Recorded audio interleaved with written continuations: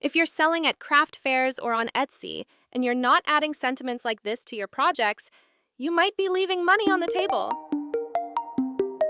When you wanna add a little sparkle, when you need a little shine, come on over, grab your scissors, let's create and make it fly. Paper dreams and pretty. Hi friends, welcome back to Decorate Your Life. Today I'm going to show you a really easy way to create your own sentiment stamps using the new Spring Cottage Blooms collection, so you can add those little details that make your projects stand out, especially if you're selling on Etsy or at craft fairs. And then I'll walk you through the full collection so you can see all the designs. Alright, so I'm going to share my screen with you and show you just how easy this is. I'm using my computer here, but don't worry, you can do this with pretty much any basic editing program. So instead of starting with the paper design right away, I'm going to bring in a blank page first. This just gives me a soft base, and then I can layer my paper on top and lighten it so the sentiments really stand out.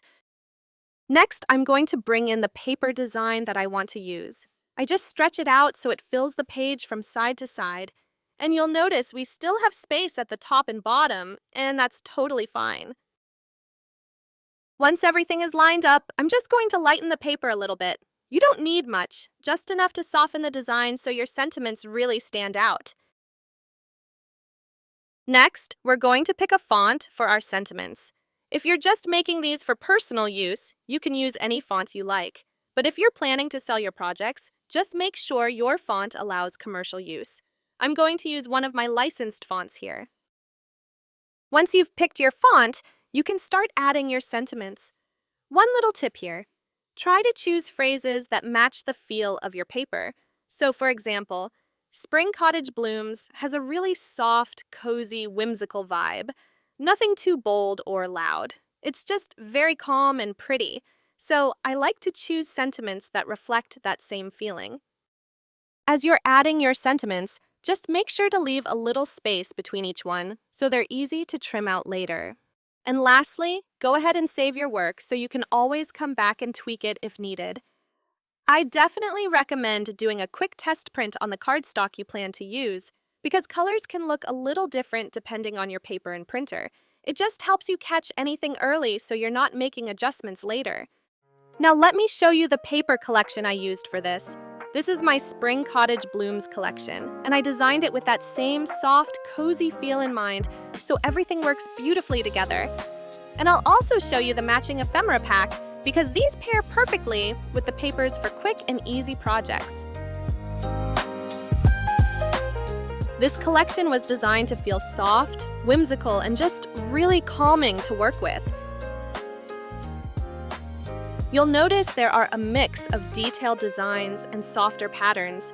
This makes it really easy to layer your projects without them feeling too busy. I'll have everything linked below if you want to check it out. These lighter backgrounds are perfect for adding sentiments or focal pieces on top. And these kinds of designs work beautifully if you're creating items to sell, because they give you that finished look without a lot of extra work. And to go along with the collection, there's also a matching ephemera pack.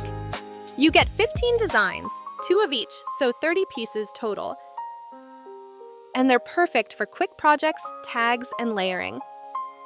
So whether you like to keep things simple or layer your projects, everything in this collection works together really effortlessly. Spring Cottage Blooms makes its debut on March 26th. Mark your calendar and get ready to create something beautiful.